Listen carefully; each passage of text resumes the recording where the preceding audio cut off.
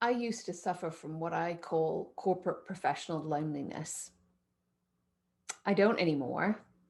Why? Because I have what we like to call ourselves a selfish squad, a group of people who are ambitious for each other, who push each other, and who help us feel a little less lonely in this crazy working world. And I think you can create one too. Tune in and listen to the show where we talk about creating your squad, how to recruit, who to ask, how to do it, all of the things, along with a toolkit and learning guide so it makes it easy for you because corporate professional loneliness doesn't need to be a thing.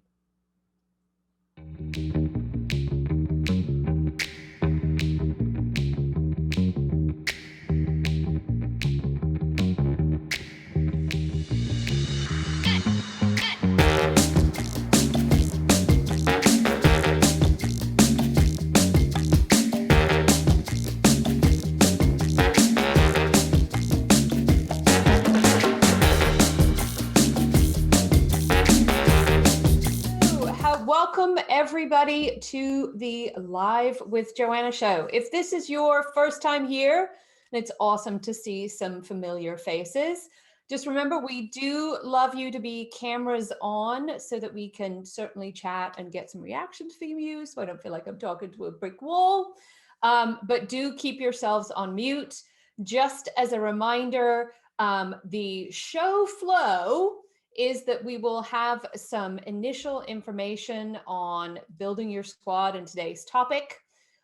Once we are completed with that, we are going to have our winter time. For those of you that don't know, we give away a 30-minute mentoring session with me, your fairy godmother and potentialist, to a lucky attendee to every show. So show up and you get the goodies.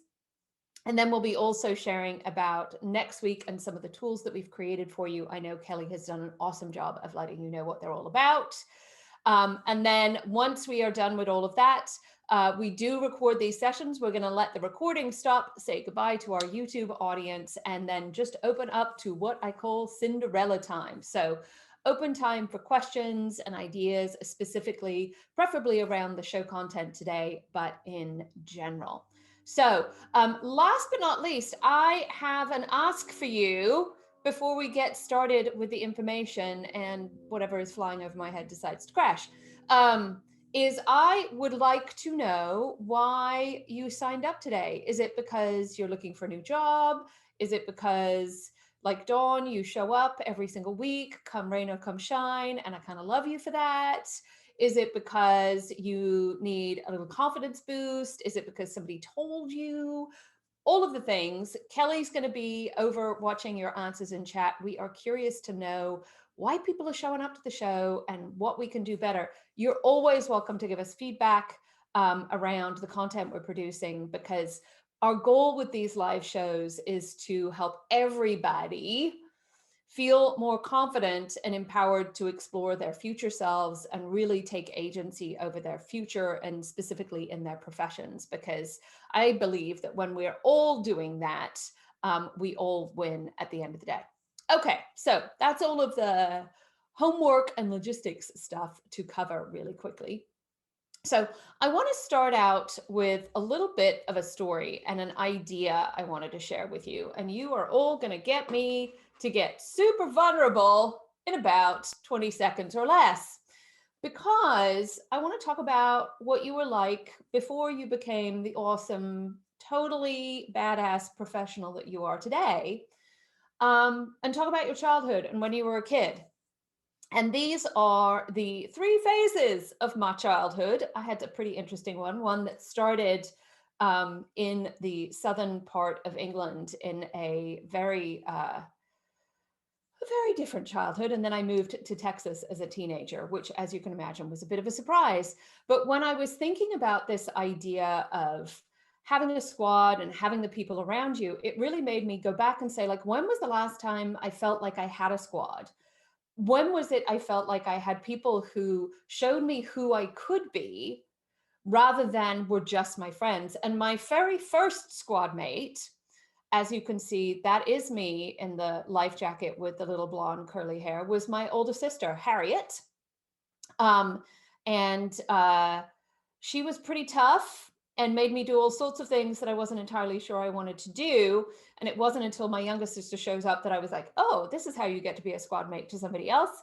But Harriet was my first squad mate. She was, as much as my parents wanted all of the good things for me, she was the one who was constantly like, no, no, no, we can do this, or we can jump off this, or we can dive out this, or we can build this, or we can. It's been many years since we were both this little, but we are still doing that for each other today. And then I moved on to where we first start seeing the concept of a squad applying in our childhood. And that's when we start playing team sports at school. Because when you are, unlike friendship and your friendship group, when you're playing team sports, and yes, I am in that black and white photo. I'm just not going to point myself out because I'm just like, oh my God, that was a very long time ago as well. It's actually a game called netball, which they only play in the UK. I was terrible at it, which is part of why I am hiding in the photo. But these are all of the girls that I went to school with at the frightfully posh girls' school I went to when I went to England, school in England. But this squad, you think about what is team sports about, and team sports is about, yes, the individual player playing well.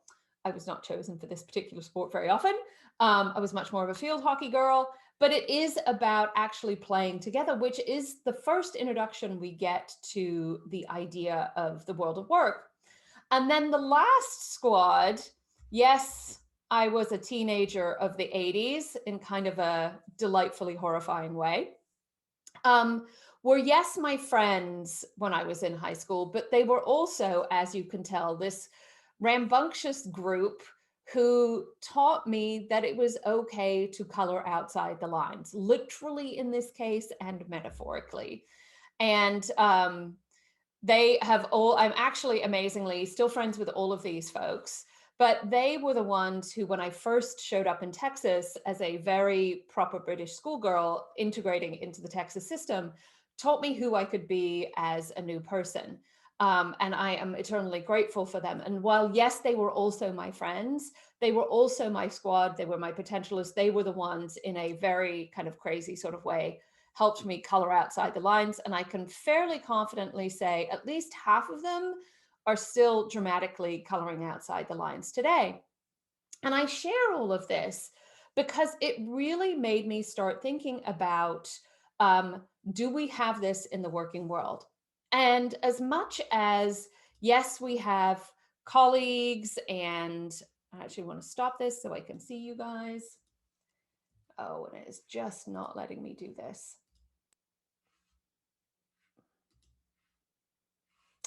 I don't know why it doesn't want to stop sharing. There, I'm just going to stop. There we go. Click the right button. So as much as we have this, like we have colleagues and team members and all of this sort of thing, I don't think we have those kind of same characters around us when we're in the workplace. And I think it actually gets harder to find them and to curate these kind of people the more senior you get in an organization. And so I want to tell you a different story of how this actually manifested for me about, I don't know, 10, 11 years ago in my profession. At the time, I was an executive at Pandora. I had a really, well, what I thought at the time was a really big, important job. I had a really fast growing team. I was doing work that was really impactful. I was having to make some really big decisions and all systems were go. However, I felt at the time spectacularly lonely. And it wasn't because I didn't have lots and lots and lots of friends. And it wasn't because I couldn't talk to all of my coworkers and my colleagues. What it was is that I was lonely for people who had to think like me. I was lonely for people who helped me think about how I was coloring outside the lines, how I was inventing new ideas. People I could bounce ideas off who weren't necessarily going to judge me based on my performance at work, who weren't going to be potentially, whether they intended to or not, competitive with me within the workplace, because, if they did better, then would I do better? A bit of a scarcity mentality activity happening there.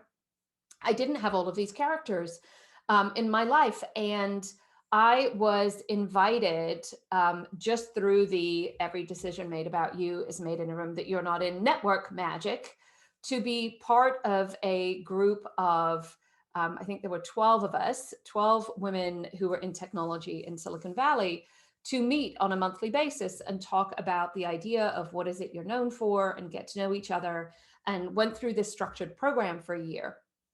Now, I think all of us, we all became really great friends, and it was an amazing transformation for me and really helped me start thinking about this idea of, am I surrounding myself with people who are at my seniority level, and ergo I can have the really big conversations about what I'm doing. So as an example, at one point during that period, I had to negotiate a really complex and big contract with Google.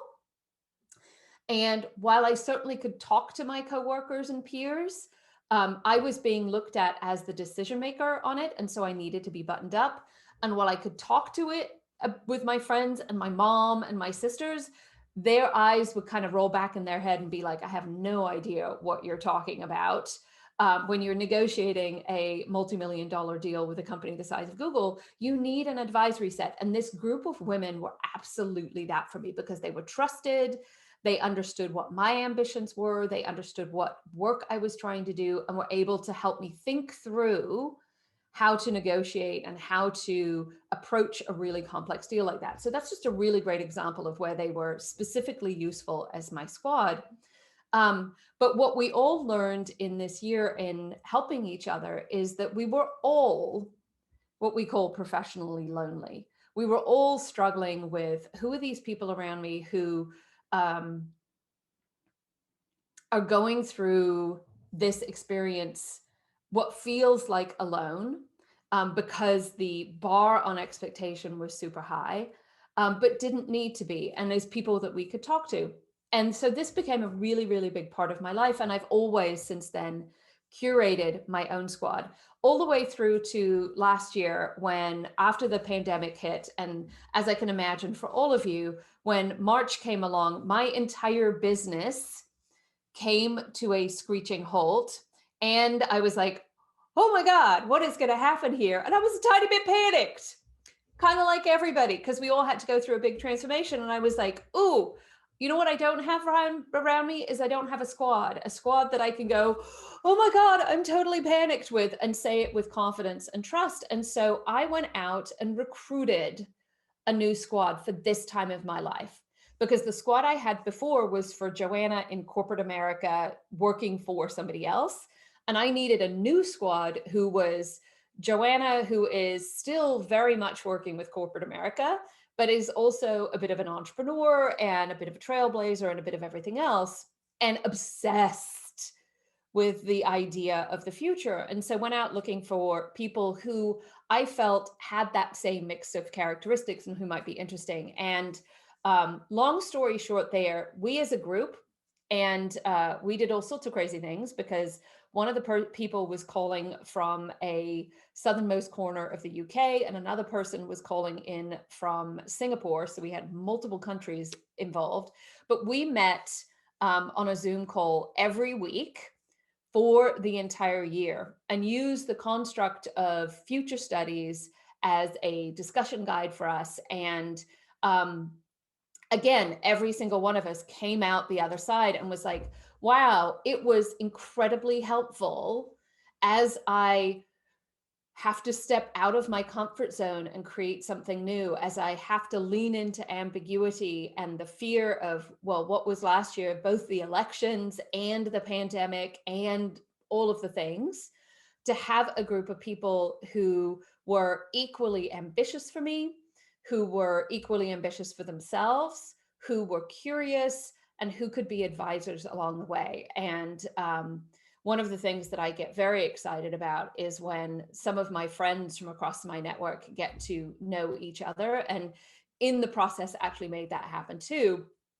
And it just was a game changer, which is why when I think about manifesting your ambitions, trying to navigate this working world that we are all living in, that we all need to give ourselves a break. And yes, actually curate a squad of people, I actually call them my ambition guides, although we all play the same role for each other, to help you navigate this through, because you shouldn't have to do this alone. And yes, it is kind of terrifying at times. So that's a lot of the why around how we do that. Now, just as a reminder, and I know Kelly sent this out with the meeting invite, and then I know she's going to drop this in chat and we're going to send it in the follow-up. But if any of this resonates with you and you're like, I totally want to do all of this and I want the roadmap that you followed, we've absolutely built it in the learning guide that we provided for this show, which you can either get, or if you're listening on YouTube, we'll have a link in the show notes. You can see it below. This isn't just a how-to list. If you haven't seen one of our learning guides before, yes, it includes the how-to. We even, in this particular learning guide, actually do an email template for you where you literally just fill in the blanks, and we'll show you how to recruit in some people into your group. But also I include challenges and action steps that you can take to start manifesting it. Because I know when you're making big changes, you're kind of like, oh, what do I do next? We've written it all down for you. And then for those of you that are new to the Joanna thinking, I am all about amplifying people who do stuff. Because when you do stuff, awesome things start to happen. And so we've actually got 3 steps in the process. Each one of them comes with a unique challenge. And if you challenge and ping back to us, it will be explained in the learning guide. I actually start participating all the way through too. And this is special for this show. I think creating a squad for yourself and actually being the coordinator, the person who gets the ball rolling, party planner, whatever you want to call it yourself, is such a powerful thing to do, that if you get through all 3 sets of challenges and you complete the entire program and you actually start a squad for yourself, that you start meeting on a whatever the frequency it is you decide, and then communicate with us along the way that you're doing it. Once you've completed the 3rd one, I'm actually going to offer up for the early adopters of this, timing will be everything, that I will show up to one of your private events and we'll actually talk about what you want me to talk about. And I'll come in and add a little bit of the Joanna magic so that your group can get some of that information too. So not only does the learning guide this week have all sorts of activities to get amplified, but then I'm also throwing this out there that I will participate in your little private session. For those of you who don't know, I usually charge for this a lot of money because that's how we're able to do this stuff for free. So big deal happening there. Okay, so let me actually talk you through. If you don't want to do the learning guide, I have got a couple of, not tips, but ideas that I want you to think about. So one is really starting to think about like, what is the, like building a team, what is the culture that you want to build for your squad? And in my opinion, I think the key things for building a future you squad is one, that there is this message of potential and potentialism that's throughout, and that you are there to be ambitious for each other.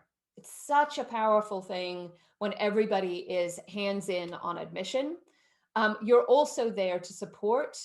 And I say there is no judgment. You absolutely need people to hold mirrors up to you and say, is this is what I see. Is this what you wanted them to see? So that kind of support, I do think it needs to be a judgment-free zone.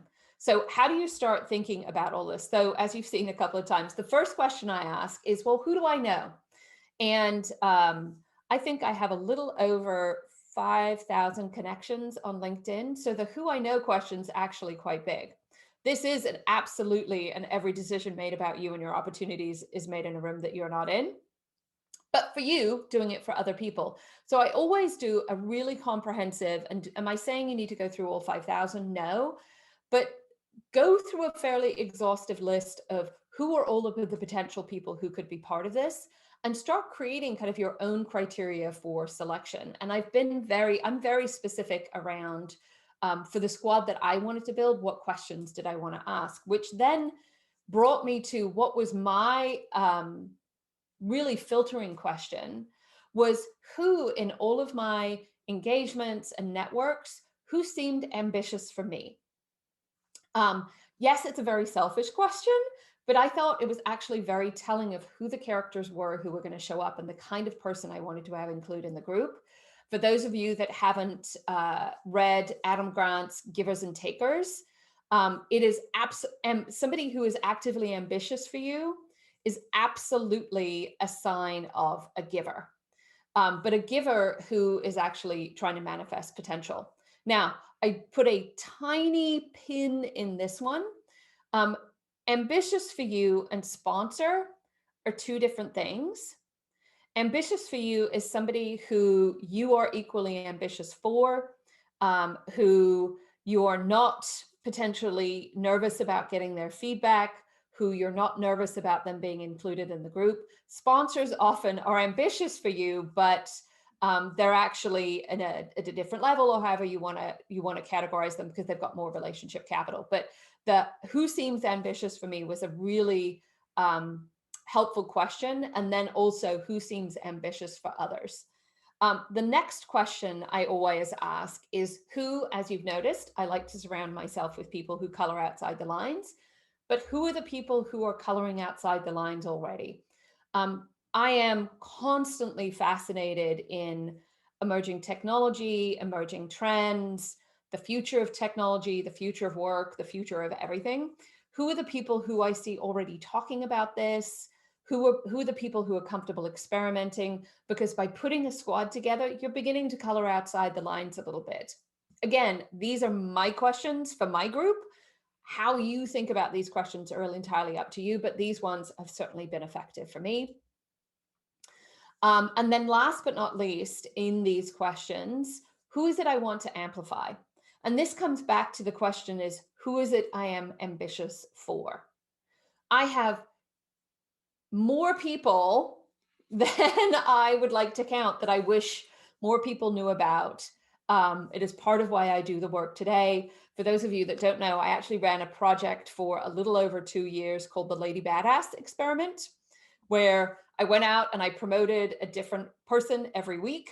Actually, one of the people that I recruited into my squad, which was our friend in Singapore, actually started the Lady Badass experience in Asia as well, where we highlighted a different woman every week who we thought everybody else should know. It was our way of amplifying, letting more people know about awesome women doing awesome work, because boy, do we all have a hard time amplifying ourselves. But it's that again was a really great question of like, who am I ambitious for? Who do I want to amplify? Because actually having the opportunity to do that on a consistent and regular basis really, really helped move the bar. And then I did say that was last. I did actually have one more thing, was really, if you've still got a really big list of people, then coming back and saying, who do I need? And for those of you that haven't watched the show about creating all of your guides, and I talk about mirrors, I talk about amplifiers, I talk about teachers, making sure you have diverse characters in your group. Do you need somebody who is a really good mirror? Do you need somebody who is a really good amplifier? All the way through to, we as a group had conversations around, one person was an attorney, and really understood a lot about technology and data. One of the other people was working in a creative role and actually is a creative director for a large ad agency. Another person was very involved in commercial real estate. We wanted diversity in career and industry. We also wanted diversity in global footprint, which is why we recruited for that. And those were two things that help us do that. So those key questions, even if you don't want to do the learning guide, are a couple that might help you think about how to recruit these people into your squad. I will tell you that the value of doing this is increasing confidence, because you're getting a regular boost of why are you awesome. Decrease in professional loneliness. So if any of you, does anybody like put their hand up and say, I'm professionally lonely? Yeah, a couple of you guys, a little bit. Kind of comes and goes, right? Depends on what's going on. But it absolutely, I'd say the magic that comes from this, while it, yes, is 100% about you and your own journey, getting to see people that you are ambitious for get more confident, get more excited about the coloring outside the lines is literally the most fabulous part of the experience. It absolutely increases your relationship capital. It increases other people's awareness, all of the good things. And you have all heard me say, and I think I've already said it today, every decision made about you and your opportunities is made in a room that you're not in. What this group, and there were 6 of us that went through this experience together, what this group actually learned was how to teach other people about why we were all uniquely awesome. So I now have 5 people, not that I don't do this all the time anyway, but I now have 5 people who have such a clear narrative, story, example, what have you, to talk about who it is I am, what it is I do, how I can add value, why I'm awesome on all of the dimensions, means that we are all now really easily able to create and introduce each other to other opportunities. So much so that we are doing this again this year, and we're expanding to actually run. I'm going to be running 2 squads for myself this year, just because I was like, this was so much fun and so helpful, both to me and to the people in the room, that I was like, why not? Which is why we are also doing the show, because I want you all to create your own squads. And we'll have everybody have a squad, and it'll all be awesome and be super fantastic and all of this. So what else? Last thing, as I think about the how to recruit, I've taken you through all of the questions. What I'm sure you're all going is, okay, so how do I do that? Again, we've got it really mapped out in the learning guide, but identify, recruit. Don't start the logistics and the how part. We all tend to do that a little bit until you've got your community. I actually got my community together and said, hey, how do we want to make this work? We all agreed together on frequency and what time of day. Then we as a group discussed alignment, and then we just started. And then, as I said, if you do all of this and start and go through the learning guide, and there's actually tags to go through this, if you act through all of this, I am more than happy to show up to one of your future events and talk about whatever crazy future stuff you would like me to talk about. So this is my roadmap for creating a squad. I hope what you have gotten from this is a bit of a guide on how to do this, but then also the value of creating your own squad. I will say this only because today we have awesome lady badasses on the call. This squad effect always exists for our male counterparts. It is the golf game. It is going to the bar for a beer when they used to be able to do that in person. It is that, when we talk about men talking to men, they do a lot of these activities more than I see from women. And I see there's no reason why we can't start creating our own, or join a group that you see doing something like this and you want to manifest. The more we start being ambitious for each other and amplifying each other, the more we all win, the more all women lift across the board. That is my one thing there. So that was my lesson for today. We are right on the half hour, which means I'm right on time this week, Kelly, and I did not talk for too long. It is time for the magic time. Again, for those of you that are new, this is when we give away a 30-minute session with me. So Kelly, who is our lucky attendee this week? This week, it's Covell Adams. Woohoo! Covell, very nice to meet you. I look forward to chatting with you soon. Kelly's going to be sending you some follow-up instructions and some ideas on what to do. And Dawn, do you mind if I put you on the spot for just a second as somebody who has had some one-on-one time with me? What's your advice to Covell on how she should think before her session? Oh, my advice is to look at the information that's sent to kind of get prepared and, have your thoughts and ideas and questions ready. And the magic really does happen. Oh, thank you. Awesome, Yeah. Camille. I look forward to talking to you soon. Okay, so thinking about next week, just a reminder before we get into Cinderella time.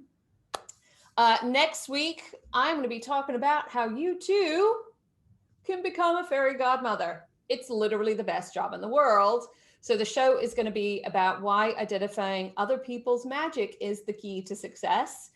I'll tell you, folks, I know we all think that Cinderella should be the star of the show, but I think the job to have at the end of the day, like marrying the prince, yeah, awesome for her. I want to be the fairy godmother. And so I'm going to talk to you about how you can manifest your own fairy godmotherness and why it's actually been a game changer for me, not only now as my actual profession, but how it's been a driver for me throughout my career and how it is why people have put me in leadership roles, how I've gotten promotions, all of the good things.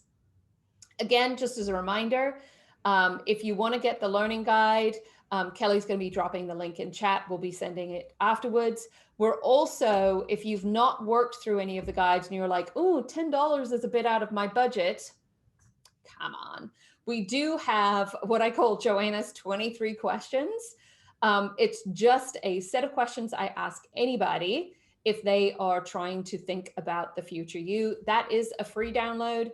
Kelly's going to be dropping a link in the chat for you to take a look at that too. Hopefully you will find that one helpful and then you'll start be using those moving forward. And last but not least, on the show content, before we say goodbye to our YouTube channel, I talked about this idea of coloring outside the lines. This is just my one-off tip beyond the squad conversation. The biggest lesson, I learned two really painful but powerful lessons when I moved from England to Texas, because I went from what can only be described as an environment that was a bit like Hogwarts without boys or magic to an environment that was a bit like Friday Night Lights. And so absolutely everything that I believe to be true, all of the rules of engagement and how I should navigate life completely changed.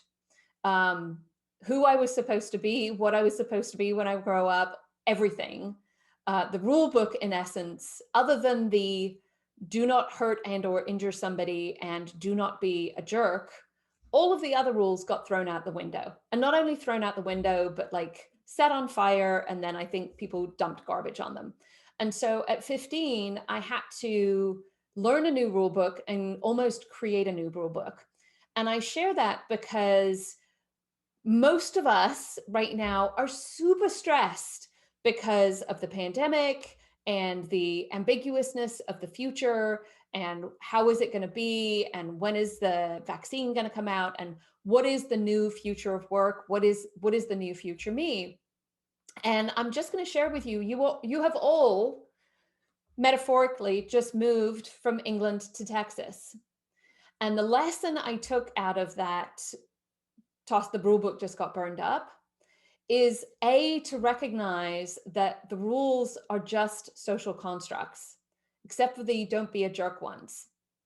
They really are just social constructs. And so if you are navigating this current space, the opportunity and the exciting thing is actually to say, well, what do I think the rules should be? And potentially make up the rules. So often I get questions about, well, is this the right thing to do? Should something be done this way? And I go, well, hang on a second. Who says it should be this way to begin with?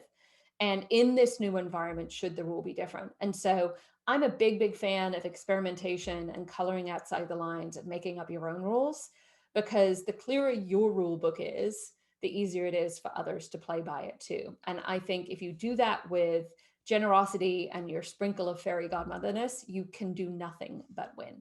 So goodbye to all of those that are listening on YouTube. Thank you for tuning in. I hope you come to the next show or go back and look at other shows. Just hit the subscribe button and the little bell to get notified about new shows. We post every week and more is to come. All right. ultimately, we're here to help you figure out how to teach other people who the future you is so that you can be you in the future. Because the clearer you are about who you are, what you want, and teach other people why that's awesome, the more likely you get to be you. I know, it's a bit of a circle. I'm Joanna, your potentialist and fairy godmother, and I wish you the very best. Thanks for coming.